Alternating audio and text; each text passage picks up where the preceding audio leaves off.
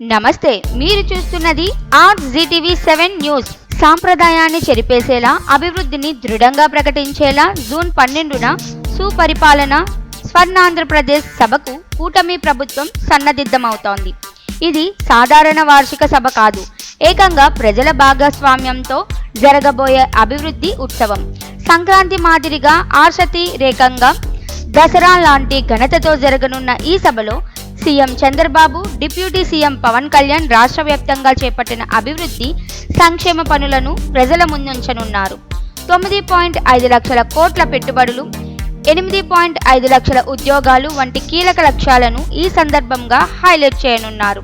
కేవలం నేతల ప్రసంగాలతో కాకుండా మారుమూల గ్రామాల వరకు అభివృద్ధి సంకేతాలు చేరేలా వేడుకలు నిర్వహించబోతున్నారు. అంతేకాదు, స్వర్ణాంధ్ర 2047 పేరుతో రూపొందించిన గ్రాండ్ విజన్ డాక్యుమెంట్ను కూడా సభలో విడుదల చేయనున్నారు.